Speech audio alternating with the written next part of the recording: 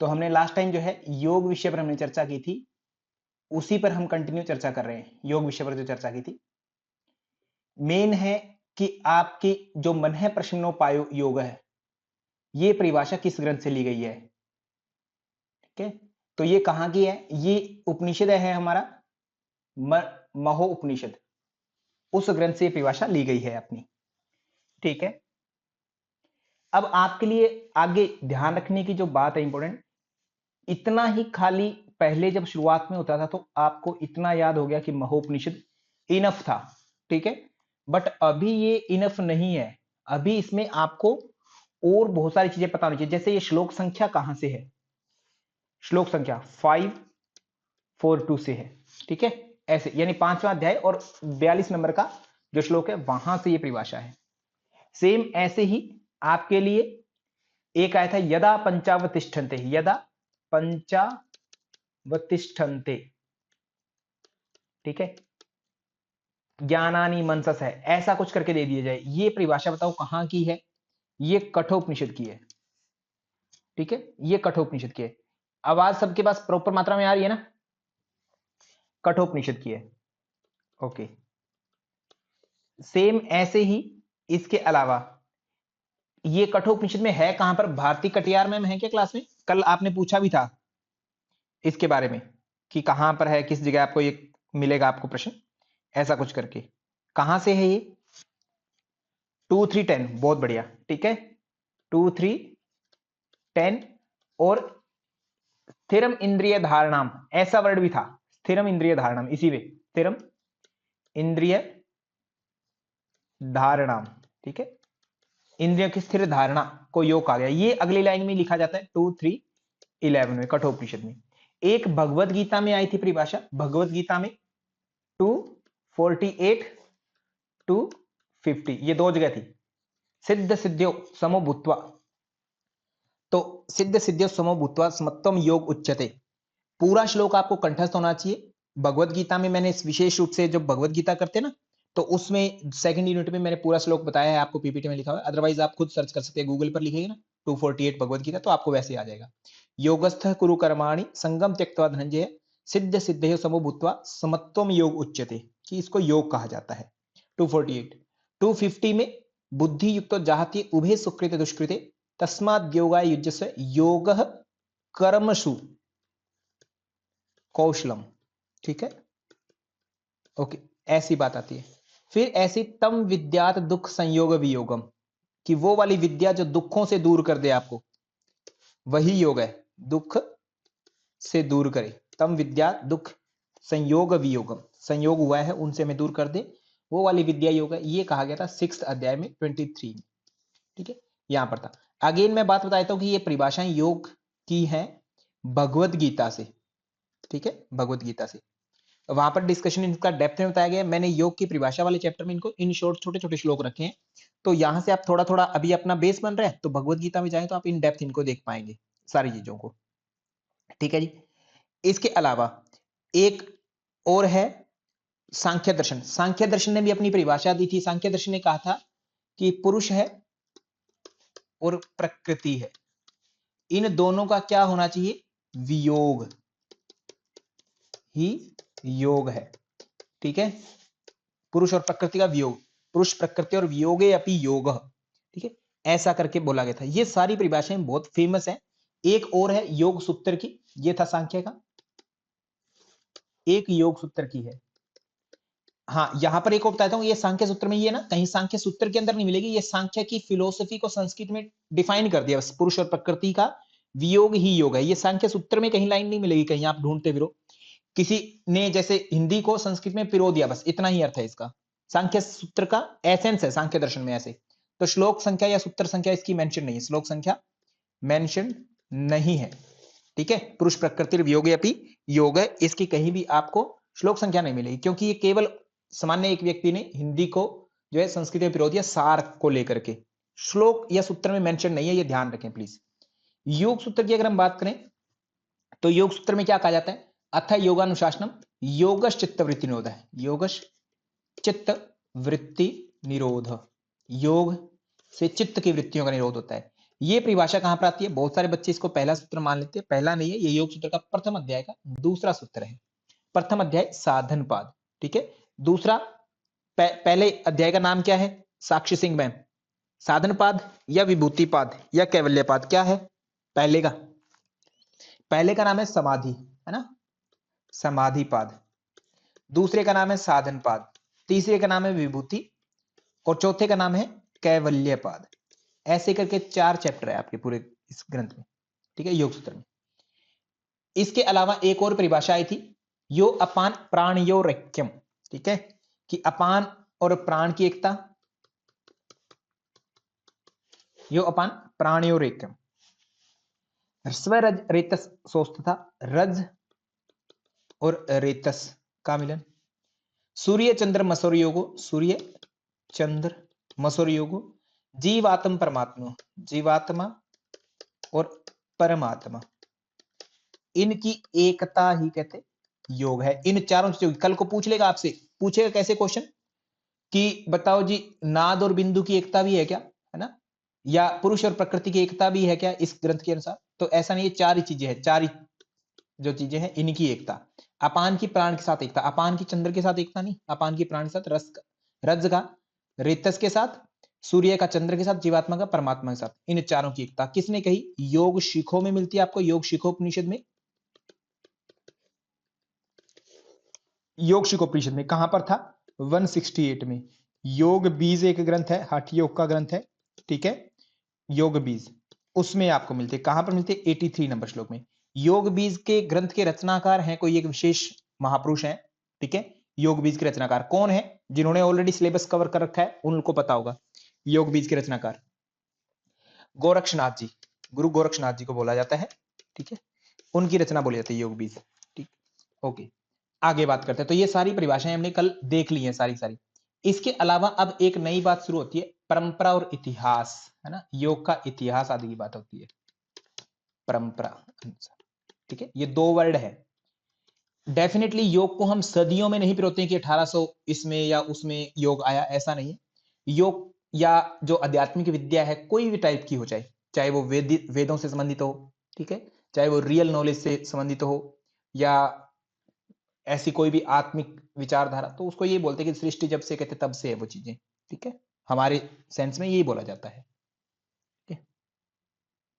Okay, तो यहां पर इतिहास की बात करें तो योग में कहा जाता है 2 विचारधाराएं होती थी, एक तो योग की परंपरा है, एक हठ योग की परंपरा है। ये 2 जो लोग हैं वो चर्चा करते हैं डेप्थ में इतिहास पर, योग का इतिहास एवं परंपरा, ये 2 शब्दों पर बात होती है, ठीक है। तो इसके विषय में ये कहा जाता है 2 जो टॉपिक है मेनली, एक तो योग, एक शब्द में योग जो है, और एक आगे जाकर हठ योग की परंपरा आ जाती है, हठ योग की। योग की अनेक सारी परंपराएं, योग एक मेन है, उसकी अनेकों परंपराएं, हठ योग, मंत्र योग, कर्म योग, ऐसे ऐसे करके दुनिया भर की चीजें है। आजकल तो अलग अलग चीजें बना रहे हैं, जैसे लोग जो है एक गोट योगा, है ना, बियर योगा, ऐसे ऐसे दुनिया भर के शब्द हैं, ठीक है, कई सारे शब्द आ जाएंगे, कुंडली योग आदि। मेन जो है 2 शब्द है, योग और एक हठ योग। इन 2 की ही परंपरा प्रसिद्ध है आपके सिलेबस, आपके अगर नेट जेआरएफ के अकॉर्डिंग मैं अगर कहूं बात तो 2। एक योग है, योग के अनेक सारे प्रकार हो सकते हैं, कर्म योग, भक्ति योग, मंत्र योग वगैरह वगैरह, जितने हो सके उतने, जो भी नाम दे दोगे वही योग निकल जाएगा आपका। परंतु योग शब्द जो है ये कहां से है? ये वैदिक परंपरा के अनुसार अगर देखें तो ये कहते हैं कि योग तब से है जब से सृष्टि है। और सृष्टि कब से? कहते सृष्टि को ब्रह्मा जी ने कहते अपने, है ना, अंदर से पैदा किया। सबसे पहले वो किस रूप में है? कहते हिरण्यगर्भ, हिरण्य गर्भ, ये शब्द देते, कहते हिरण्यगर्भ, कहते उनके अंदर से उत्पन्न हुई। अब हिरण्यगर्भ ये हिरण नहीं है, कोई जानवर आदि नहीं है। हिरण्यगर्भ मतलब एक ऐसी एंटिटी जिसके कोई व्याख्या ना की जा सके, ठीक है, एक्सप्लेनेशन जिसकी संभावना हो, ऐसा हिरण्यगर्भ। उस चीज को बोला गया शुरुआत के, जैसे हम पुरुष प्रकृति आदि वर्ड यूज करते हैं, ऐसी एक हिरण्यगर्भ यूज होता है वैदिक रिचुअल्स में, ठीक है। तो उससे कहते सृष्टि उत्पन्न हुई, और उसी से कहते योग का आरंभ होता है, कहते मेन, ठीक है। और डेफिनेटली वहां पर योग ऐसा नहीं है कि आसन सिद्धासन लगा लिया, नाड़ी शोधन कर लिया या नाद अनुसंधान कर लिया, ऐसा नहीं। वहां से योग का मतलब कि जो निरंतरता के साथ चला रहा है, उस सेंस में बात होती है, ठीक है। फिर आगे एक परंपरा और स्टार्ट होती है हठ योगियों की, हठ योग की। उसमें ये कहा जाने लगा कि हठ योग कहते ऐसा है जिसमें धक्के से किया जाए, फोर्सफुली योगा प्रैक्टिस किया जाए, बट फिर इसके शब्दों को हम देखते तो है और ठे, हैकार और ठहकार, इस तरीके से करके कहते हैं इनका जो मिलन होता है कहते हैं उसको योग कहते हैं, यानी सूर्य और चंद्र का मिलन होता है, ऐसा कुछ सेंस बैठती है। तो ये हठ योग की परंपरा है। हठ योगियों की परंपरा में कहते हैं कि ये हठ योग किसकी देन है? नाथ संप्रदाय की। नाथ संप्रदाय एक संप्रदाय ही बन गया, नाथ संप्रदाय। ठीक है, ओके, नाथ संप्रदाय।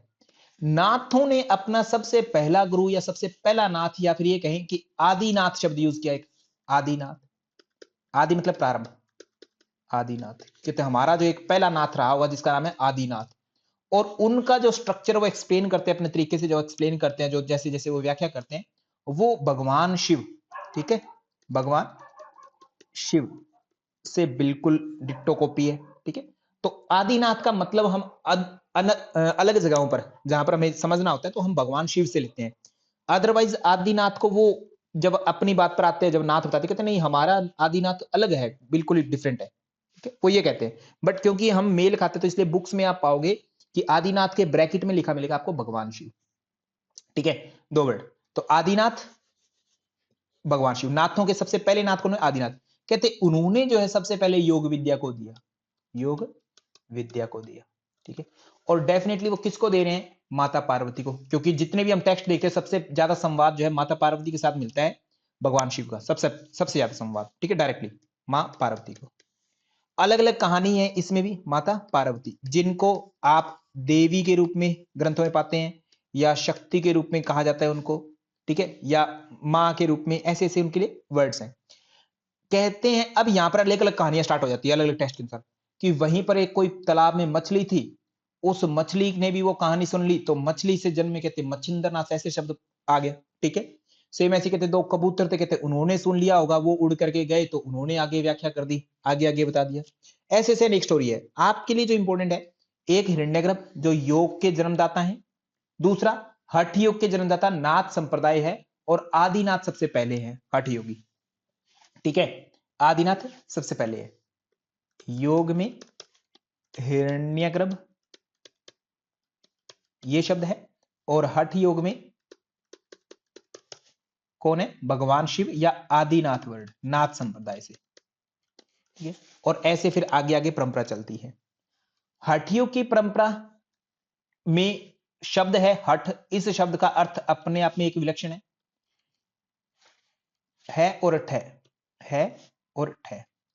याद रखने के लिए आपको ध्यान रखना है, हठ योग में ऐसे बोल देते हैं कि फोर्सफुली जो योग किया जाए उसको हठ योग कहेंगे, बट इनकी जब व्याख्या करते हैं हम शाब्दिक दृष्टिकोण से, तो है और ठह दो शब्द हो जाते हैं। है का मतलब होता है है कार, ठह का मतलब होता है ठहकार। ठीक है, हकार कथित सूर्य, है से आप सूर्य वर्ड यूज लेते हैं, तो दूसरा ठहकार चंद्र वर्ड हो जाता है, चंद्रमा। ठीक है, चंद्र हमारे दो नोस्ट्रिल होते हैं लेफ्ट और राइट, उनको हम फिर उस तरीके से डिनोट करते थे। सूर्य की स्पेलिंग SUN होती है, चंद्र की जो भी हो देखी जाएगी SUN, एस के पास भी कौन होता है? RST होता है ना, लक्ष्मी बेलागुई मैम, RST। तो राइट साइड जो होती है हमारी, राइट नोस्ट्रिल यानी दायां स्वर, उसको हम हैकार कहते हैं, और दूसरा बचा बायां यानी लेफ्ट, ठीक है, उसको बायां स्वर बोल देते हैं। और जब हम सुबह सुबह पूर्व दिशा की ओर, ईस्ट साइड जब सूर्य उदय होता है, उधर अगर हम अपना मुंह करके खड़े हो जाएं, उस दिशा की ओर मुख करके खड़े हो जाएं, तो हमारा जो बायां हाथ है, ठीक है, वो किधर हो जाएगा? वो उत्तर की ओर हो जाता होता है। ठीक है, तो इसको उत्तर भी बोल देते होते हैं, या वाम बोल देते हैं। ठीक है, वाम। और दायां जो है वो किधर हो जाता है? दक्षिण की ओर हो जाता है, तो इसलिए इसको दक्षिण भी बोल देते थे। ठीक है, दक्षिण बोल देते हैं, दायां या सज्जा या जो भी आपकी आपकी भाषा में अलग हो। ऐसे ही सूर्य में यह शब्द आता, तो यह से एक नदी है यमुना, यमुना नदी का प्रतीक मानते हैं इसको। ठह से चंद्र जो होता है वो गंगा का प्रतीक मानते हैं। इसको ऐसा समझ सकते हैं, ठह कर चंद्र नाड़ी है वो रात में आती है, तो इसको रात्रि वर्त यूज कर देते हैं इसके लिए। सूर्य दिन में आता है तो इसके लिए दिन यूज कर देते हैं। सूर्य दिन में आता है और गर्मी का प्रतीक है, तो इसमें गर्मी शब्द यूज कर देते हैं हम। ठीक है, डिफाइन करने के लिए। और ठहकार को हम सर्दी के रूप में डिनोट कर देते हैं, ठंड के रूप में बता देते हैं। ऐसे ही सूर्य जो है काम करने का प्रतीक है, एनर्जी का प्रतीक है ज्यादा, तो शिव के रूप में जानते हैं इनको हम, शिव। और चंद्र उसको शक्ति के रूप में कहते हैं कि इस समय आपकी शक्ति सेव होती है ना, रात में ऐसे। दिन में हम एक्शन करते हैं ज्यादातर, तो आप लोगों को अगर नर्वस सिस्टम थोड़ा बहुत पता है एनाटॉमी वालों को, तो वो समझ पाएंगे कि हमारी एक्टिविटी के लिए ऑटोनॉमिक नर्वस सिस्टम होता है जो अपने आप ही कार्य करवाता है हमारे शरीर में, खाना पचाता है, हमें सुलाता है, हमें जगाता है, गुस्सा करवाता है या प्रेम जगाता है या एकाग्रता लाता है वगैरह वगैरह। ठीक है, तो हैकार और ठहकार, हैकार सूर्य दिन में आया, दिन में मतलब कि एक्टिविटी का प्रतीक, एक्टिविटी। ठीक है, और ये चंद्रमा इनएक्टिविटी का प्रतीक। ठीक है, आपके अंदर हाइपर एक्टिविटी जो जनरेट करता है वो कौन सा नर्वस सिस्टम होता है? सिंपैथेटिक। सिंपैथेटिक एक्टिविटी हकार कहलाता है।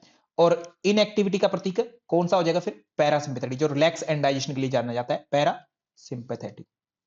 ठीक है, ऐसे करके इनके नाम हो गए। आपके लिए शब्द इंपॉर्टेंट हो जाता है, एग्जामिनर आपसे पूछता है अलग अलग तरीकों से कि इसको क्या कहा जाएगा, कैसे कहा जाएगा, तो ये आपके सारे नाड़ियों के नाम हो गए। आशा करता हूं याद हो गए होंगे। सूर्य में यह आया इसलिए यमुना है, कंफ्यूजन हो जाता है बहुत सारे बच्चों को, यमुना किसको कहेंगे, इसको किसको कहेंगे, गंगा। एक होता है सूर्य जो होता है दिन में आता है, और दिन में अगर सूर्य के सामने कोई आपने घी रख दिया तो घी क्या होता है? पिघल जाता है ना, पिघलता होगा, तो इसलिए इसका नाम पिंगला, पिंगला दे, जो पिंगला, नोट पिघला, पिंगल, गए गए। असल में ये पिंगला जब लिखा जाता है, आप संस्कृत भाषा में देखोगे तो ऐसे करके लिखा मिलेगा आपको ग्रंथों में, पिंगला। ठीक है, और दूसरा जो है ठहकार, उसको क्या बोलेगा?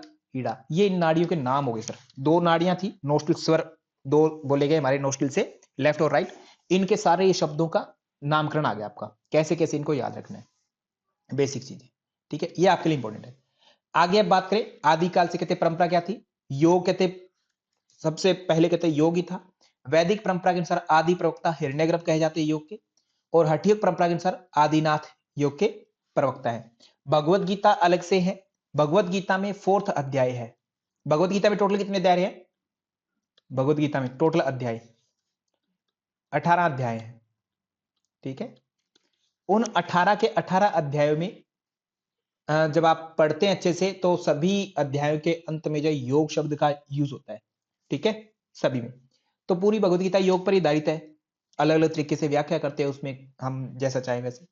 इसमें योग की परंपरा का वर्णन 4th अध्याय है, उसमें 1 से लगभग 5 श्लोकों में सुनील उपाध्याय जी, आपको तो श्लोक याद होगा, भूले तो नहीं होंगे आप श्लोक। ठीक है, पूरी व्याख्या की जाएगी कि तेरे और मेरे बहुत सारे जन्म हो चुके हैं ना, ऐसे ऐसे करके सारी बात कहते। तुम्हें याद नहीं है बट मुझे याद है कि एवं विवस्वान मनवे, कहते हैं मैंने सबसे पहले ये किसको दिया था? ये ज्ञान जो है योग का विवस्वान को दिया था। विवस्वान, विवस्वान कौन है? सूर्य। सूर्य ने अपने पुत्र मनु को दिया। ठीक है, मनवे इक्ष्वाकु, इक्ष्वाकु को दिया। ठीक है, इक्ष्वाकु से आगे कहते राज ऋषियों की परंपरा चली, राज ऋषियों की परंपरा चली। ऐसे कहते वो भूल गए, राज ऋषियों की परंपरा चली और बीच में जो है दिक्कत आ गई, विलुप्त हो गया। ठीक है, फिर आज मैं फिर से आया हूं एज श्री कृष्ण, इस रूप में आया हूं। मैं पहले किसी और रूप में था, भगवान श्री कृष्ण बोल रहे हैं। ठीक, आज मैं एज श्री कृष्ण के रूप में आया हूं, जो तुम्हें हे अर्जुन ये ज्ञान दे रहा है योग का। ठीक है, इस सेंस में। तो ये आपको श्लोक में मेंशन है यहां पर, इमं विवस्वान मनवे इमं विवस्वते योगम प्रोक्तवान अहम अव्ययम, ये योग अव्यय मतलब जो कभी खत्म नहीं होता, ऐसे वाला योग मैंने दिया। विवस्वान मनवे, विवस्वान ने मनवे, प्राह मनुर इक्ष्वाके अब्रवीत, मनु ने इक्ष्वाकु को दिया। और इस तरीके से एवं परंपरा प्राप्त एवं राजर्षियो विदु, राजर्षियों तक चला और लुप्त हो गया। सकालीन है महता योगो नष्ट है परंतपा, इस तरीके से कहते हैं योग नष्ट हो गया। और फिर मैं आज में बता रहा हूं, तो इसकी सीरीज या सीक्वेंस एक बार पूछी गई थी एग्जामिनर के द्वारा, बट उसको पूछना नहीं आया, गलत क्वेश्चन था, एक बार पूछ लिया गया, फिर अगेन वो पूछेगा एग्जामिनर। तो आपके लिए अब क्या पूछेगा, उसके लिए इंपॉर्टेंट ये है कि ये श्लोक आपको कंठस्थ करना इंपॉर्टेंट। ठीक है, 4th अध्याय में 4थे अध्याय के तरफ पहला और दूसरा ये श्लोक जो है भगवत गीता का इंपॉर्टेंट है। आपके लिए एक और बात है कि इस श्लोक से डेफिनेटली आपसे इतनी बात पूछेगा, विवस्वान, पहले विवस्वान को देता है भगवान श्री कृष्ण जी, भगवान श्री कृष्ण यहां पर रख देंगे वो। ठीक है, कि विवस्वान को दिया, विवस्वान का मतलब सूर्य निकाल सकता है एग्जामिनर, क्योंकि सूर्य ही होता है उसका मतलब। उसके बाद में उन्होंने अपने पुत्र कहते हैं मनु को दिया, मनु महाराज ने कहते आगे इक्ष्वाकु को दिया। ठीक है, इक्ष्वाकु राजा का नाम था। उनके बाद में उन्होंने कहते आगे परंपरा चलती रही, राज ऋषियों की परंपरा चलती रही। ठीक है, उनके पास गया और फिर कहते वो लुप्त हो गया। फिर बाद में अगेन अब योग ये किसको दिया जा रहा है? श्री कृष्ण को दिया जा रहा है, श्री कृष्ण जी के द्वारा अर्जुन को दिया जा रहा है। ठीक है, ऐसे। या तो इस सेंस में प्रश्न बन सकता है, ऐसी सीरीज में एग्जामिनर ऐसा सोचता है कि श्री कृष्ण जी ने सबसे पहले वहां से स्टार्ट किया विवस्वान से, तो लास्ट में अर्जुन तक पहुंचा। या एग्जामिनर ऐसा हो सकता है वहां पर पहले कौन थे, हिरण्यगर्भ रहे होंगे, हिरण्यगर्भ ये वर्ड है, ठीक है, या भगवान या ब्रह्मा या जिस भी तरीके से, उस तरीके से। और कृष्ण कब आए हैं, किस रूप में आए हैं, अर्जुन को ज्ञान देने के लिए आए, अब आए कृष्ण, तो कृष्ण जी को अभी ऐसे सोचा जा सकता है। यहाँ पर एग्जामिनर जैसे सीक्वेंस बनाए वैसे आपको ढल जाना है, ठीक है, आपको अटकना नहीं है कि इतना ही हमने पढ़ा तो इतना ही। एग्जामिनर जब प्रश्न पूछता है वो आपको जो पढ़ा हुआ है उसको ऊपर नीचे मैनिपुलेट करके प्रश्न पूछता है, तो आपके सामने जो ऑप्शन है उसके अकॉर्डिंग आपको उत्तर देने होते हैं। तो ऐसे ही आपको आगे बढ़ना है। सकालिने मेहता योगो नष्ट परंतप है, योग जो है कहते इस तरीके से नष्ट हो गया, और फिर मैं तुम्हें बता रहा हूं आज फिर से। ये परंपरा और इतिहास में आ गई दो बातें। वैदिक परंपरा हिरण्यगर्भ, हठयोग परंपरा आदिनाथ, गीता के अनुसार विवस्वान, मनु, इक्ष्वाकु, फिर राजऋषि, फिर गायब हो गया, फिर अगेन श्री कृष्ण के रूप में अर्जुन को बताया जा रहा है योग फिर से। अब जो है कहते योग क्यों जरूरी है करना, कहते योग से क्या होगा, क्यों करें, कहते मनुष्यों में अलग अलग दर्शन है, अपनी अपनी फिलोसफी देते हैं। इनमें से एक दर्शन है प्रसिद्ध दर्शन सांख्य दर्शन। कौन सा, सांख्य दर्शन सबसे प्राचीन बोलते हैं उसको, ठीक है, फिलोसफी के वे में। सांख्य दर्शन अपने आप को डिफाइन करता है, कहते तीन दुख होते हैं, तीन दुख, त्रिविध दुख या त्रिताप, ठीक है, त्रिताप, ठीक है, संताप, तीन संताप आदि ऐसे वर्ड यूज करते हैं, दुख, ठीक है, ताप नोट संताप, संताप, त्रिविध दुख, तीन दुख ऐसे। वो तीन दुखों की बात करते हैं, वो क्या कहते हैं, एक तो कहते हैं आदि दैहिक, दैहिक मतलब शरीर से संबंधित, ठीक है, एक आदि दैविक, एक आदि भौतिक, ठीक है। ये कहते हैं तीन दुख है जो हर एक प्राणी को होते हैं। दैहिक में क्या आ जाता होता है, शरीर से संबंधित या आपके मन से संबंधित। मन में पीड़ा होती है तो वो शरीर पर रिफ्लेक्ट होती है, और शरीर में जो पीड़ा होती है वो मन में रिफ्लेक्ट होती है। शरीर में जो दुख होता है, दोष किसके कारण होता है, वात पित्त कफ के इंबैलेंस होने से, वात पित्त एंड कफ के इंबैलेंस होने से, त्रिदोष कहते हैं। ये त्रिदोष में से कोई भी दोष ऊपर चला गया, वात ऊपर चला गया तो दिक्कत आ जाएगी, पित्त चला गया तो दिक्कत आ गई, कफ चला गया तो दिक्कत आ गई, या ये डाउन हो गए तो दिक्कत आ गई। इनमें दिक्कत होगी तो शरीर में विकृतियां आएगी, है ना, ये हो गया। मन में कहते, मन में सत्वगुण बना रहे तो अच्छी बात है, सात्विक भाव होना चाहिए, ठीक है, बट कहते रजोगुण बढ़ गया तो लालच बढ़ जाएगा, चीजों को संग्रह करने का गुण आ जाएगा बहुत ज्यादा, ठीक है, काम ओवर करने लग जाएंगे आप, अति लालच के रूप में। और तमोगुण जो है उसमें मूडी आ जाता है, उसमें बिल्कुल ही ऐसे दुखों से गिर जाते होते हैं, कहते ये दो गुण है, गुण। इन देखो ध्यान से, शारीरिक जो दोष आता है, शारीरिक बीमारियां होंगी वो तीन दोषों के कारण होती है, वात पित्त कफ। इंपॉर्टेंट बात चल रही है यहां पर, इग्नोर मत करना इसको, ठीक है, त्रिदोष वात पित्त कफ इनके कारण आता है।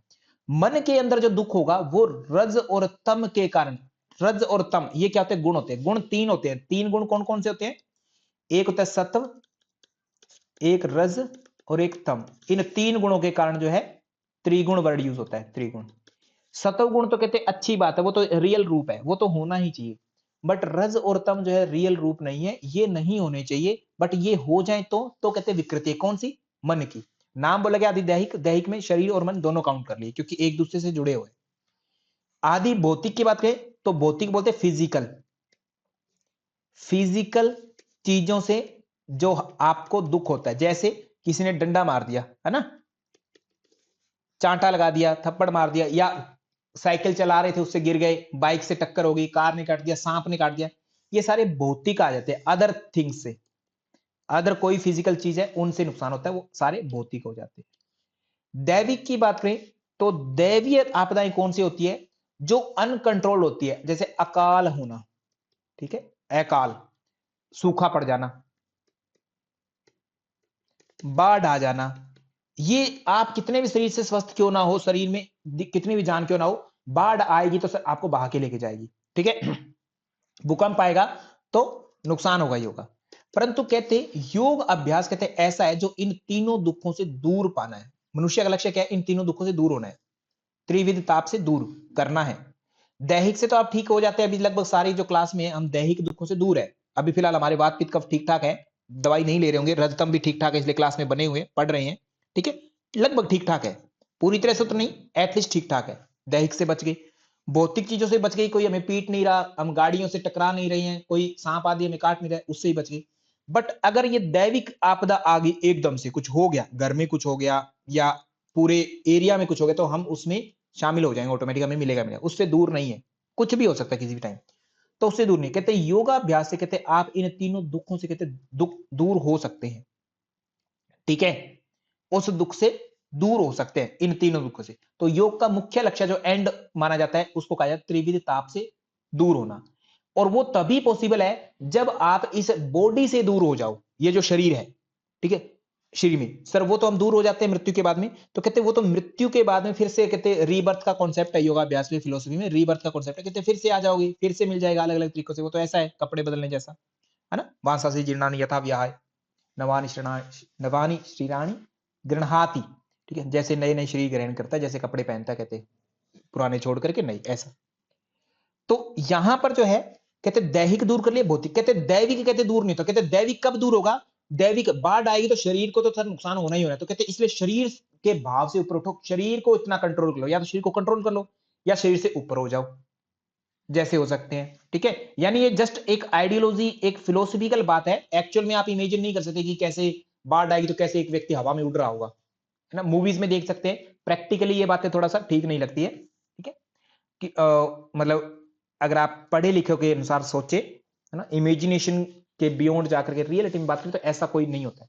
बट ऐसा कहते हैं कि योगाभ्यास से कहते शरीर में कहते ऐसी ऐसी शक्तियां आ जाती है, अष्ट सिद्धियों के नाम सुने होंगे आपने, अणिमा, लघिमा, महिमा, प्राप्ति, प्राकाम्य, ऐसा कुछ वर्ड, तो कहते हैं उस समय योगाभ्यास जो करेगा तो दैविक आपदा से बचने का तरीका उसका होता है कि वो अणुरूप में हो जाए, ठीक है, या वो जहां जाता है, जहां चाहे वहीं वो चला जाता है, वो भूमि में भी मिट्टी में भी मिल जाता है, आग में भी नहीं जलता है, पानी में भी नहीं बहता है, ऐसी शक्ति आ जाती है उसके अंदर, ऐसी शक्तियां आ जाती है योगाभ्यास से। तो कहते हैं इस तरीके से वो दैविक आपदाओं से भी बचने की कैपेबिलिटी अपने अंदर पैदा कर लेता है। तो इन तीनों दुखों से वो बच जाता है। दैहिक से तो पहले 1-2 महीनों में ही अभ्यास करते तभी बच जाते हैं, भौतिक से भी बच जाते हैं क्योंकि उसको संयम आदि हो जाता है चीजों पर, और दैविक से भी कहते अंत में बच जाता है, ठीक है। तो ये कहते हैं योगाभ्यास से पॉसिबल है, इसीलिए योग का परम लक्ष्य क्या कहते हैं, योग सूत्र के अनुसार अगर चले तो कैवल्य प्राप्ति, कैवल्य, कैवल्य वर्ड जो है, कैवल्य वर्ड कहां से आता है, कैवल्य, ठीक है, हालांकि इसकी व्याख्या योग सूत्र में बहुत अलग की गई है, कैवल्य को आप ऐसे समझें केवल, केवल मीन्स ओनली, ओनली मीन्स कौन, जो चीज थी वही की वही रह जाए, वो सेल्फ जो है वही रहे, जिसको कहते न तो नैनम छिंदंती शस्त्राणी, न तो काटा जा सकता है, ठीक है, नैनम दहती पावक है, न ही जलाया जा सकता है, न चयनम क्लैद्यन तापो, न उसको भिगोया जा सकता है, ठीक है, कहते उसको कुछ भी नहीं किया जाता, वो सेल्फ जो है वही अपनी स्टेट में रहोगे तभी कहते कोई नुकसान नहीं होगा, अदरवाइज तो नुकसान होगा ही होगा, आत्म, है ना, उस। और महर्षि पतंजलि सीधा तीसरे सूत्र में ये कहते हैं अथ योगानुशासन, योग चित्तवृत्ति होता है, योग से चित्त की वृत्तियों का निरोध होगा, तब कहते क्या होगा, तदा द्रष्टु, द्रष्टु बोले तो आत्मा, स्वरूपे अवस्थानम, अपने स्वरूप के अंदर आ जाएगा, अपने अपना रियल रूप में, मतलब जो वो था ना वो एक्चुअल में रियल रूप में, केवल रूप में कैवल्य को प्राप्त हो जाए ओनली, तब उसको तीनों दुख नहीं होंगे। मतलब तीनों दुख न प्राप्त हो उसके लिए बहुत जरूरी है कि ये बॉडी न हो पास में, इसका मतलब ये नहीं है कि सुसाइड हो जाए, है ना, ये भी एक कॉन्सेप्ट हो सकता है, एक लॉजिक हो सकता है कि सर बॉडी नहीं होनी चाहिए, इतना ही तो बात है, बॉडी है तभी तो दिक्कत हो रही है, तो सुसाइड कर लेनी चाहिए या एक दूसरे को मार देना चाहिए, एक लॉजिक है बिल्कुल क्लियर, अगर इतना ही सत्य है तो, है ना, कि शरीर ना होगा तो दुख नहीं होगा। बट कहते हैं शरीर तो एक जस्ट और जस्ट रिप्रेजेंट करता है, इसके अलावा कहते हैं मन भी है, बुद्धि भी है, जो सूक्ष्म रूप में कहते रहते ही रहते हैं, ठीक है, जिनके अनुसार कहते हैं वृत्तियां आदि होंगे, संस्कार होंगे, जिनके अनुसार रीबर्थ वैसे ही चलेगा, ऐसी फिलोसफी है। तो कहते हैं शरीर को खत्म करना इलाज नहीं है, आपको कहते हैं वृत्तियों पर फोकस करना पड़ेगा, इसलिए महर्षि पतंजलि योगश्चित वृत्ति निरोध है, नोट शरीर को कंट्रोल करना, वृत्तियों को कंट्रोल करने की बात करते हैं, तब कहते हैं कैवल्य आदि तदा दृष्टु स्वरूप अवस्था की स्थिति आएगी, अदरवाइज नहीं आने वाली, तभी दुखों से बचोगे। तो इस तरीके से लेके जाते हैं। तो योग का महत्व जो है, तीन ताप को नष्ट करना, तीन ताप कौन से, आदि दैविक, आध्यात्मिक, आदि भौतिक, और आजकल के रूप में देखें तो शरीर को स्वास्थ्य बनाना, मन को स्वास्थ्य बनाना, आध्यात्मिक स्वास्थ्य, या शिक्षा में योग, आप लोग पढ़ रहे हैं शिक्षा में योग की भूमिका है, ठीक है, कंसंट्रेशन आदि करना, रोजगार के रूप में योग, बहुत सारे लोगों का घर चल रहा है आज योगाभ्यास करके करवा के लोगों को, ठीक है। और संवर्धन के रूप में शरीर की शक्ति को इंक्रीज करने के रूप में, ठीक है, कैपेसिटी को इंक्रीज करना, ठंड में भी बुरी -6 डिग्री के माइनस के अंदर जाके योगाभ्यास आदि कर रहे हैं बिना कपड़ों के, वो भी एक तरीका है, ठीक है। अलग अलग महत्व हो जाते हैं वर्तमान में। मेन जो है आपके एग्जाम के हिसाब से 3 तापों को नष्ट करना। भगवान श्री कृष्ण भी योग को इतना श्रेष्ठ बताते हैं कि सबसे पहले क्या कहते हैं अर्जुन को, क्या बनना है, योगी ही बनना है। वेरी इंपॉर्टेंट श्लोक अगेन, श्लोक भगवत गीता कितने बता दिए मैंने, 248 बताया, 250 बताया, 623 बताया, 646 बताया, ठीक है। सबके बारे में पता हुए आपको रटने ही रटने हैं, इसका और दूसरा कोई अल्टरनेट ऑप्शन नहीं है, विकल्प नहीं है लक्ष्मी पटेल मैम की, इनको ना रटे तो काम चल जाएगा, शायद चल जाए, बस इतना ही उत्तर है इसका, शायद चल जाए, अदरवाइज बिना रटे काम नहीं चलेगा, रटना ही रटना है। 248 क्या था, योगस्थ गुरु कर्माणि संगम त्यक्त्वा धनंजय सिद्ध सिद्धयो समो भूत्वा समत्वम योग उच्यते, समत्वम योग उच्यते, ठीक है। 250 बुद्धि युक्तो जाहति है उभे सुकृत दुष्कृते तस्माद् योगाय युज्यस्व योगः कर्मसु कौशलम, योग कर्मसु कौशलम। तम विद्यात दुख संयोग वियोगम, योग संगीतम, ठीक है। कहते योग की संज्ञा तम विद्या, तम विद्यात दुख संयोग वियोगम, जिससे कहते वो वाली विद्या जिसके करने से, जिसके अपनाने से आप दुखों से जो जुड़े हुए हैं, संयोग हुआ है, उनसे आपका वियोग हो जाएगा, वो वाली विद्या क्या है, योग है। 646 की बात करें, 646, ये कौन सा है आपके सामने, तपस्वीभ्यो अधिको योगी, तपस्वियों से भी अधिक है योगी, ज्ञानीभ्यो अपि मतो अधिक है, और ज्ञानियों से भी अधिक है योगी, अधिक मतलब श्रेष्ठ है। कर्मीभ्यश्च अधिको योगी, कर्म करने वालों से भी अधिक है, हम लोग वर्ड यूज करते हैं ना, कर्म ही पूजा है, कर्म करते रहो श्रेष्ठ है, कहते उससे भी श्रेष्ठ योगी है। तस्माद योगी भवा अर्जुन है, कहते इसीलिए हे अर्जुन योगी ही बनना, कुछ और मत बनना, बाकी तो अपने आप क्लियर हो जाएगा, ठीक है। मतलब पीएचडी जो है आपका 10th क्लास से भी ऊपर है, 12th से भी ऊपर है, ग्रेजुएशन से भी ऊपर है, मास्टर से भी ऊपर है, इसलिए पूरी कोशिश करना कि पीएचडी कंप्लीट हुआ, ठीक है, ऐसा भाव है इसका। तो किन किन से श्रेष्ठता है, तपस्वी। अब तपस्वी भी श्रेष्ठ होते हैं सर, कौन कहता है नहीं होते, बट अब यहां पर हम अर्थ क्या लेंगे, हमें जो शब्द लिखे जाते हैं ग्रंथों में उनका, उनके रेफरेंस, उनके कॉन्टेक्स्ट, कहां पर किस सेंस में बात कर रहे हैं उसके अनुसार उसके अर्थ लिए जाते हैं हिंदी में। तपस्वी होना चाहिए, श्रेष्ठ होता है, नो डाउट, बट यहां पर अब हमें अर्थ अपने यूज के अकॉर्डिंग लेना है, क्योंकि योगी को बेस्ट बताना है, तो इसका मतलब तपस्वी कौन है, तपस्वी यहां पर कहने का वो भाव है जो अहंकार रूप में ये कहता है कि देखो जी मैंने एक हाथ ऊपर खड़ा किया हुआ है और मैं सबसे श्रेष्ठ योगी हूं और कई सालों से खड़ा हुआ है, मैं कांटों पर सो रहा हूं, या मैं जो है आग का जो कुछ लोग आपने देखे होंगे कहीं पर, अगर बाबाओं को देखा होगा तो उपले जो होते हैं गाय के, उनको रख लेते हैं दोनों चारों साइडों में अपने, और उनको जलाते हैं गर्म, और उसके बीचों बीच बैठ करके योगाभ्यास करते हैं, नो डाउट वो श्रेष्ठ है, ठीक है, बेस्ट है, बहुत तप कर रहे हैं, बेस्ट है, बट कहते उनसे श्रेष्ठ कहते कोई और है, ठीक है, जो बहुत ज्यादा तप करते हैं उनसे भी श्रेष्ठ कोई और है, कौन है वो कहता है योगी है। सेम ज्ञानीभ्यो अपि मतोधिक है, ज्ञानी, ज्ञानी जन श्रेष्ठ होते हैं सर, ज्ञान की तो पूजा होती है ना, श्रेष्ठ है, ज्ञानियों की तो हर जगह पूजा होती है, परंतु ज्ञानी यहां पर कहने का भाव क्या है कि जिसने शास्त्र रट लिए। अब एक बच्चा ऐसा है जिसको योग सूत्र कंठस्थ है, हठ प्रदीपिका कंठस्थ है, भगवत गीता कंठस्थ है, वेद चारों कंठस्थ है, कहते सब कुछ है, बट शरीर में रोग दुनिया भर के हैं, तो क्या वो श्रेष्ठ हो जाएगा किसी भी तरीके से, परेशान है सर वो बिल्कुल बहुत ज्यादा, या मानसिक परेशानियां हैं, या किसी अलग तरह की परेशानी है, तो ज्ञानी, शास्त्र ज्ञानी का सेंस लेंगे हम, शास्त्र को रटने वाला, ठीक है, रटंतु, केवल रटना, जबकि योग क्या है, प्रैक्टिकल सर, है ना। थ्योरी तो कितना का है, 1% theory, yoga is 1% theory, 99% practical, doctor Lakshmi Belagoi ma'am, ये बात कही जाती है, बहुत बड़े विद्वान ने कही थी ये बात।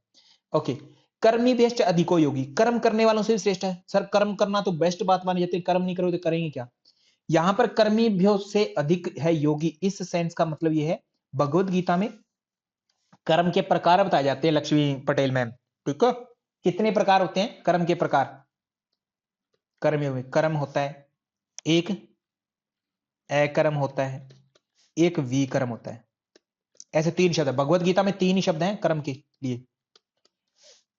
विक्रम को बोलते हैं विरुद्ध कर्म। विरुद्ध मतलब शास्त्रों के विरुद्ध जो कर्म करते हैं वो वाला, ठीक है। शास्त्रों के विरुद्ध जो कर्म करते हैं वो है विक्रम, वो आपको नहीं करने, करोगे तो पाप लगेगा, ऐसा है। फिर आता है कर्म और अकर्म। कर्म के सेंस में लेते हैं कि कर्म जैसे मैं काम कर रहा हूं, मैं पढ़ा रहा हूं आपको, तो मैंपन का भाव है ना, सह काम, मैं जुड़ा हुआ है इसमें, ठीक है। सह काम कर्म में आते हैं, इच्छा से युक्त, कामनाओं से युक्त। हम योगाभ्यास करवा रहे हैं किसी को ताकि उसके बदले में कुछ मिले मुझे, या मैं योगाभ्यास खुद कर रहा हूं तो भी ये है कि उसके बदले में कुछ मिलना चाहिए। ऐसा नहीं है कि मैं योगाभ्यास करता रहूं और बदले में मुझे स्वास्थ्य ना मिले तो भी चलेगा, ऐसा कुछ नहीं है। मैं पूजा कर रहा हूं तभी जब मुझे बदले में कुछ मिलने की आशंका है, संभावना है, तभी। अगर जिस दिन ऐसा लग गया कि जीरो रिजल्ट है तो शायद पूजा छोड़ दी जाएगी, ठीक है। तो कहीं ना कहीं हमारा जुड़ा होता है भावना, तो सह काम है वो। अक्रम वो जो निष्काम हो, निष्काम कि काम तो किया आपने बट उसमें कोई भी कामना है ही नहीं किसी भी तरह की, ठीक है। कभी कभी हम बहुत सारे ऐसे काम कर लेते हैं बिना कामना के, रिजल्ट अपने आप मिल जाता है। कभी कभी कभी सारे हो जाए तो बेस्ट है, ठीक है, बट सारे हो नहीं पाते किसी भी तरीके से, कोई रूल नहीं है इसका। तो ये अपने आप ही कहते स्थिति आती है। तो कहते कर्म करना, ये अब कर्म किसमें, सकाम, जो सकाम कर्म करते, कर्मी भय का मतलब क्या है, कर्म के अहंकार में, कर्म के अहंकार में कि देखो मैं इतना काम करता हूं, है ना, मैं तुम सबसे ज्यादा काम करता हूं, ऐसी सेंस में जो है, या मैंने ये काम किया इसलिए मुझे बदले में ये चाहिए, ये मिलना चाहिए। तो कर्म करने वाले, अहंकार युक्त कर्म जो करते हैं, उनसे भी श्रेष्ठ कौन सा, योगी। अब आपको मैं इतनी व्याख्या क्यों कर रहा हूं, यहां पर सब स्पष्ट लिखे आपके सामने, तपस्वी, ज्ञानी, कर्म, तीनों शब्द श्रेष्ठ क्लियर लिखे हैं, श्लोक पता है। व्याख्या करने का मतलब यह है कि एग्जामिनर इस सेंस में ले जाकर ये प्रश्न पूछता है आपसे, साक्षी सिंह मैन, ठीक है, कि आपको वो तपस्वी तपस्वी ऑप्शन नया देकर के क्या कहेगा कि योगी, भगवत गीता में बताओ योगी किस किस से श्रेष्ठ है, तो वो या तो दे देगा तपस्वी, या कहेगा अहंकार युक्त कर्म करने वाले, शास्त्र, है ना, स्मरण करने वालों से, स्मरण। तो शास्त्र स्मरण का मतलब है कि शास्त्र स्मरण करो तो ज्ञान तो आएगा, तथा कथित शाब्दिक ज्ञान, ठीक है। तो उससे, उस रूप में, सेम कर्म करने वाले के रूप में वो क्या कहेगा, अहम भाव में डूबे योगी, है ना, अहम बोले तो मैंपन की, मैं करता हूं, अहंकार युक्त कर्म करने वालों से। योगी तीन लोगों से श्रेष्ठता है, तपस्वियों से, ज्ञानियों से, कर्मियों से, कर्म करने वालों से, और इसलिए कहते हैं योगी क्या बनो, तस्मात योगी भवार्जुन है, ऐसा। ये श्लोक हो गई, ठीक है जी। ओके, तो कौन कौन से, 248, 250, 623, ये होगी योग की परिभाषा, योग की परिभाषा। आगे नेक्स्ट जो आया 646, ये होगी योगी श्रेष्ठ है, महत्व कह सकते हैं इसको, है ना, योग का महत्व बताया अर्जुन को श्री कृष्ण जी ने। इसके अलावा 4 का 1 और 2, वहां पर योग का इतिहास कह लो या योग की परंपरा। देखो योग की परंपरा इतिहास को जितना बढ़ाना चाहो उतना बढ़ा सकते हो, बट आपके अकॉर्डिंग यही इनफ है, इतना, ये 2 या 3 लाइनें इनफ है कि वैदिक रिचुअल में हिरण्यगर्भ और आदिनाथ जी कहाँ है, हमारे हठयोग के प्रवक्ता। बाकी आगे आकर के अपना नए नए शब्द बन जाते हैं, जैसे फादर ऑफ मॉडर्न योगा, ऐसे ऐसे वर्ड आ जाते हैं। फादर ऑफ मॉडर्न योगा वैसे वर्ड आप लोगों को पता है कि कौन है, लक्ष्मी बेलागुई मैम, आपको जरूर पता होगा, आपके पास रियल नॉलेज है, पता है क्या, father of modern yoga Lakshmi Patel ma'am, किसी को पता होगा, करवाया हो मैंने। ओके, टी कृष्णमाचार्य, बहुत बढ़िया, तिरुमलाई कृष्णमाचार्य, ठीक है, हाँ जी वो है। ओके, अब योग की भ्रांतियां देखो, अब यहां पर आगे बात सोचना है, समझने की बात है। योग में मिथ कह दो, मिसकॉन्सेप्ट, कॉन्सेप्शन, ठीक है। अवधारणा, भ्रामक अवधारणा हिंदी में बोलेंगे तो भ्रामक अवधारणा, भ्रांतियां, ऐसे वर्ड होते हैं।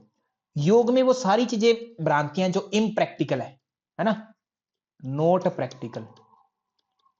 श्रद्धा के अनुसार मत बोल देना, देखो हमारी श्रद्धा है योग में, हमारा है योग, हमारी संस्कृति से जुड़ा हुआ है, भारत का है योग, ठीक है। तो हम, और हम लोग करते तो उसमें बढ़ चढ़ करके बातें बोल देते हैं, अच्छी है, बोलना चाहिए, ठीक है, एक मंच पर सार्वजनिक रूप में बोल रहे हैं तो बोलना चाहिए। बट अभी हम पढ़े लिखे की नजरों में है, एक स्कॉलर के रूप में बात कर रहे हैं, मैं पढ़ा रहा हूं और वैसे ही आप पढ़ रहे हैं, ठीक है, रियल को जान रहे हैं। तो ऐसा कह दिया जाता है कि योग से सारी चीजों का इलाज संभव है, योग से सर्व रोग नाश होता है। अभी मैंने आपको बताया है बिल्कुल होता है, तीनों ताप तीनों दुख नाश हो गए, इसका मतलब रोग तो सारे खत्म हो गए, ये तो पक्की क्लियर बात है। साक्षी डब्बास मैम, है ना, सिंपल सी बात है, ये तो मेरे को समझ में आ गई कि डेफिनेटली दूर होते हैं सारे रोग, आध्यात्मिक क्या, आदि दैविक क्या, आदि भौतिक, सब कुछ। परंतु पॉइंट ये है अपना कि क्या सच में जो तीनों ताप नष्ट होते हैं वो एक ही जन्म में नष्ट हो जाते हैं? ऐसा है क्या योग का कॉन्सेप्ट? नहीं सर। वो क्या कहते हैं कि शायद एक जन्म और ले लेते हैं, काकमत और मरकटमत, ऐसा कुछ कॉन्सेप्ट आता है आगे जाकर के, किसी ग्रंथ में आएगा, वो एक योग बीज ग्रंथ है उसमें। या भव प्रत्यय और उपाय प्रत्यय, ऐसा है योग सूत्र में, ठीक है, कि कुछ इस जन्म में कुछ अगले जन्म में, ऐसा कि आपको एक ही जन्म में नहीं होते, तो सभी रोग नाश होते हैं। तो रिसर्च में आप एक व्यक्ति के शरीर को ऐसा नहीं कर सकते चेक। तो ये कहना कहते हैं एक अवधारणा, क्योंकि सारे रोगों पर रिसर्च नहीं हुई अभी तक प्रॉपर, और हुई है तो वहां पर कोई प्रमाणिक रिजल्ट अभी तक नहीं मिले अपने को, तो इसलिए ये कहना एक क्या है, मिथ है, ठीक है, मिसकॉन्सेप्शन, अवधारणा, भ्रामक, भ्रांति माना जाएगा इसको। जबकि ये सत्य है, प्रैक्टिकली अगर आप करते हैं, करवाते हैं, आपने लगभग इतने सारे रोग सुन लिए, हो जाते होंगे ठीक, ठीक है, परंतु ये कहना मिथ माना जाएगा, ये ध्यान रखना है। ऐसी बातें एग्जामिनर आपको फंसा लेगा, श्रद्धा के अनुसार इसमें ये मत कर देना, आपके बिलीफ है आपका स्ट्रॉन्ग और आप कह दो हाँ होते हैं, मेरे हो गए ठीक है तो इसलिए होते होंगे, ऐसा मत कहना प्लीज। दूसरा, योग केवल सन्यासियों के लिए है, सन्यासी करते हैं, भ्रामक अवधारणा, ये भी गलत है। योग गृहस्थ के लिए नहीं है, नहीं है, ठीक है, भ्रामक अवधारणा है। महिलाओं के लिए नहीं है, बच्चों के लिए नहीं है, ऐसा यानी योग कोई भी कर सकता है, पहली बात तो ये है। योग में चमत्कार होते हैं, योग से जादू टोना संभव है, सर भ्रामक अवधारणा है। योग से चमत्कार होते हैं, चमत्कार भ्रामक अवधारणा है। योग से केवल आत्मा की प्राप्ति होती है या परमात्मा की प्राप्ति होती है, भ्रामक अवधारणा। केवल वर्ड लग गया ना, तो इसका मतलब ये आपने इसकी लिमिट बांध दी। इसके अलावा भी बहुत सारी चीजें होती है, जरूरी नहीं कि आत्मा की ही प्राप्ति होती है, बहुत सारे अदर काम हो जाते हैं, लास्ट में होती होगी आत्मा की प्राप्ति, परमात्मा की प्राप्ति, बट पहले केवल कहना ये वर्ड भ्रांति की ओर ले जाएगा। योग को कहां, गुफाओं में करना चाहिए, मिसकॉन्सेप्शन है, ठीक है, भ्रांतियां हो जाती है, ये सारे शब्द क्या है, भ्रांतियां, कंदराओं में गुफाओं में करना चाहिए, या योग को महिलाएं नहीं कर सकती, ये वो वगैरह, ये सारी मिसकॉन्सेप्शन है, ठीक है। योग से कहते हैं आग पर चलने की शक्ति आ जाती है, आग पर चलने की शक्ति, ठीक है। ये सारी ऐसी बातें जो है आप ध्यान रखना, प्रैक्टिकल नहीं है, ठीक है, आपने नहीं देखा एक्चुअल में, चलते हैं तो वो एक कोई ट्रिक्स के साथ में चलते हैं किसी ना किसी तरीके से, तो ये संभव नहीं है, ठीक है। तो ये सारे मिसकॉन्सेप्शन है। योग से सभी रोगों का इलाज हो सकता है, भ्रांति है। पानी पर चलना हो जाएगा, आग पर चलेंगे, ये भ्रांति है। योग केवल मोक्ष जिसको चाहिए वही करेगा, ये गलत है। सामान्य मनुष्यों के लिए नहीं है, वो भी करेंगे। योग को कहते केवल और केवल आप आसन प्राणायाम मुद्रा बंध पुस्तक पढ़ ली और करना सिद्ध कर लोगे।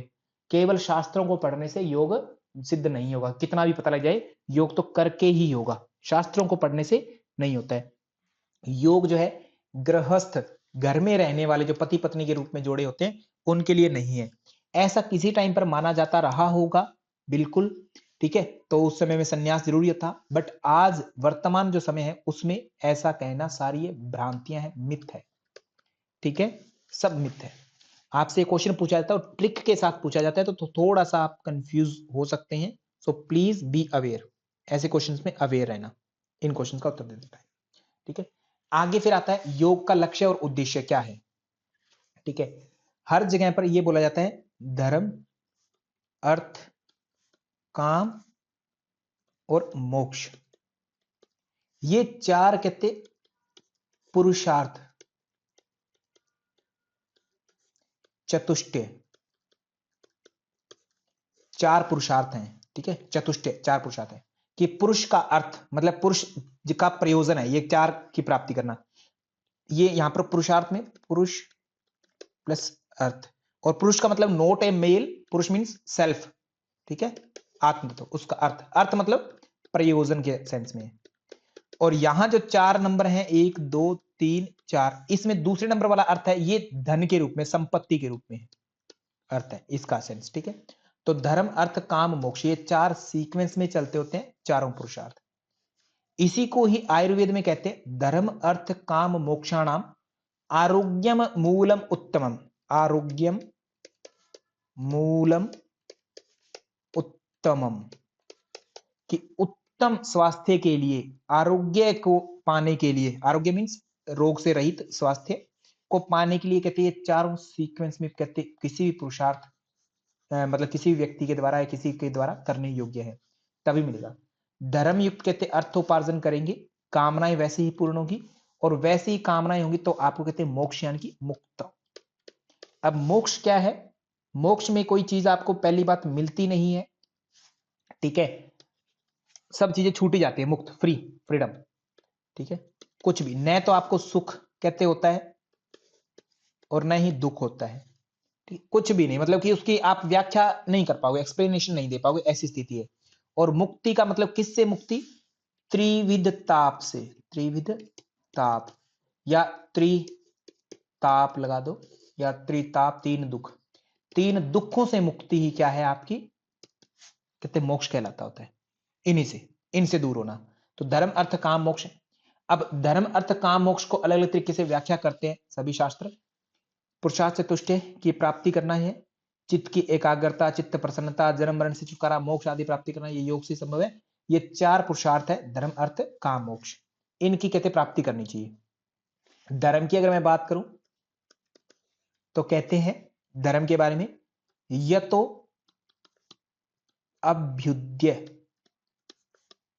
निश्रेयस सिद्धि स धर्म। धर्म की सभी लोग अलग अलग व्याख्या करते हैं, सबके सब, ठीक है। एक व्याख्या यहां पर है वैशेषिक दर्शन में, ठीक है, कि जिससे आपका अभ्युदय हो और निश्रेयस हो। अभ्युदय होता है भौतिक उन्नति, निश्रेयस होता है श्रेय, श्रेष्ठ मार्ग, आध्यात्मिक उन्नति, ठीक है। ये दोनों जिससे भी संभव हो वही मार्ग धर्म का है, वही आचरण धर्म का है, ठीक है, वही धर्म है, ऐसा कहते हैं, ठीक है। ये कहां कहे जाते हैं मोक्ष देवांगन साहब? वैशेषिक दर्शन की बात आई। यह तो अभ्युदय निश्रेयस सिद्धि से धर्म है, जिनसे ये दोनों हो जाए, भौतिक उन्नति और आध्यात्मिक उन्नति, वही कहते धर्म है। इसके अलावा कहते बाकी सारी चीजें धर्म के आसपास भी नहीं है, दोनों चीजें पॉसिबल है जिससे वही है, ठीक है। तो ये बातें हमने योग का लक्ष्य आदि से की। एक बार सारा का सारा हो गया, मैं इसको रिकैप कर लेता हूं, फिर आगे हम कल वैदिक फिलोसफी आगे कल स्टार्ट करेंगे। तो योग के आधारभूत, युज धातु से बना था, जुड़ना जिसका अर्थ है युज के, आत्मा का परमात्मा जुड़ने से सेंस में लेते होते हैं। पाणिनि के अनुसार योग के तीन शब्द थे, युजिर योगे, युज संयम ने, युज समाधो। महर्षि व्यास जी क्या कहते हैं? योग है समाधि। व्यास जी कौन है? योग का पहली बार भाष्य करने वाले, योग भाष्य कहा, ठीक है। योग सूत्र का सबसे प्राचीन जो है योग है समाधि, यानी योग को वो समाधि ही कहते हैं, केवल व्यास जी। युज्यते एतदिति योग है, युज्यते अनेनिति योग है, तस्मिनिति योग है, ये तीन व्युत्पत्तियां थी जिनसे योग शब्द का अर्थ निकलता है। आगे लोगों ने परिभाषाएं दी, योगश्चित्त वृत्ति निरोध है 1/2। सांख्य दर्शन में पुरुष प्रकृति और वियोगे अपि योग इत्य विधीयते, पुरुष और प्रकृति का वियोग। विष्णु पुराण में जीवात्मा परमात्मा का ज्ञान। भगवत गीता में सिद्ध सिद्धि समभाव रखना 248। योग क्रमशु कौशलम 250। भगवत गीता में तम विद्या दुख संयोग वियोगम योग संगीतम स निश्चय नियोक्तव्यो योगो निर्णय चेतसा 6:23। जैन दर्शन में मोक्ष से जोड़ने वाले व्यवहार योग हैं। बौद्ध धर्म में कुशल चित्त की एकाग्रता योग है। रांगीय राघव शिव और शक्ति का मिलन योग है। वैशेषिक दर्शन में कहते हैं कि मन को आत्मा में स्थिर कर दो और तब जो दुखों का अभाव होगा वही योग है। याज्ञवल्क्य में कहते हैं जीवात्मा और परमात्मा का योग संयोग हो जाना। कठोपनिषद में कहते हैं यदा पंचावतिष्ठन्ते ज्ञानानि मनसस्य। कठोपनिषद में क्या कहते हैं कि जब पांचों की पांचों ज्ञान इंद्रियां मन के साथ मिलकर के बुद्धि, तीनों, तीन चीजों का जोड़ा बताया इन्होंने, ज्ञान इंद्रिय, मन और बुद्धि, इन तीनों की इनएक्टिविटी मतलब शांत हो जाना, ताम आहु परम गति, परम गति बोला पहले, और उसी योग की को ताम योग मिति मन्यते, उसी परम गति को योग कहा जाता है। स्थिरम इंद्रिय धारणा, इंद्रियों की स्थिर धारणा, मतलब स्थिर हो गए ना इंद्रिय, इस तरीके से।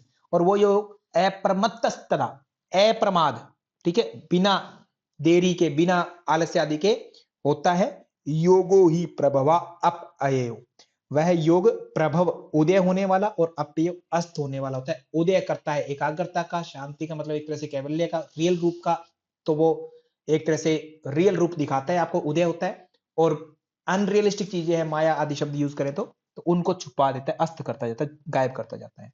वशिष्ठ संहिता में अगेन संसार सागर से पार होना ही योग है। महोपनिषद में मन है प्रशमनोपायो योग है इति अभिधीयते महोपनिषद 542, ये संख्या याद रख लेंगे। फिर आगे योग शिखोपनिषद में आता है 168 और 83 योग बीज के अनुसार, सेम श्लोक है दोनों में ही। यो अपान प्राणियोर ऐक्यम, अपान प्राण रज और रेतस, सूर्य और चंद्र, जीवात्मा और परमात्मा, इनकी एकता, ये क्या कहलाता है? योग कहलाता होता है। परंपरा इतिहास की बात करें तो हिरण्यगर्भ वैदिक फिलोसफी में है और आदिनाथ हठ योगी फिलोसफी के अनुसार। सबसे पहले कहते हैं विवस्वान को दिया योग, फिर मनु को, फिर इक्ष्वाकु, फिर राजऋषियों को पास पहुंचा और वहां से लुप्त हो गया। उसके बाद में कृष्ण जी वापिस आकर के अर्जुन को बता रहे हैं योगाभ्यास, ठीक है। यानी योगाभ्यास तो एटलीस्ट आसन आदि तो नहीं है, योग के बारे में बता रहे हैं। योग का महत्व तीनों दुखों को नष्ट करना, शारीरिक मानसिक आध्यात्मिक स्वास्थ्य, शिक्षा में, रोजगार आदि हर जगह पर फायदा होता है। योग को ही सबसे श्रेष्ठ बताया है भगवत गीता में, इतना महत्व है इसका। जैसे कि एक एग्जाम्पल से देख सकते हैं, तपस्वियों से श्रेष्ठ है, ज्ञानियों से श्रेष्ठ है, कर्म करने वालों से श्रेष्ठ है। इसलिए क्या बनना है? ओनली एंड ओनली योगी ही बनना है, ठीक है। कौन सा योगी? मंत्र योगी, कर्म योगी, भक्ति योगी, ऐसा कुछ नहीं कहा, केवल योगी वर्ड का। अब वो योगी किसी टाइप का हो, योगी बाबा अर्जुन। कहां पर कहा? 646 में, वेरी इंपॉर्टेंट श्लोक, ठीक है। योग की परंपरा का वर्णन कहां है? 4/12 में, ठीक है, पहला और दूसरा श्लोक वहां पर है। योग में भ्रांतियां जो है, इलाज हो सकता है, पानी पर चलते आग पर चलते हैं, मोक्ष वालों के लिए है, सामान्य मनुष्यों के लिए नहीं है, पढ़कर केवल पढ़ दो ये तो ही कहते हैं आपको पता लग जाएगा योग का, गृहस्थों के लिए नहीं है, ये कहते हैं सारी भ्रांतियां हैं, ठीक है। इसके अलावा और कोई शब्द मिले तो आपको, 4 पुरुषार्थ चतुष्टय, धर्म अर्थ काम और मोक्ष, ये 4 पुरुषार्थ चतुष्टय, यही कहते हैं आयुर्वेद के अनुसार, आगे डिस्कस करेंगे हम, आरोग्य का मूल साधन है, आरोग्य की प्राप्ति हेतु मूल है ये, ठीक है। ये योग का लक्ष्य, इनको कहते किया जाता होता है। इतना कहते हुए मैं मेरी वाणी को विराम देता हूं।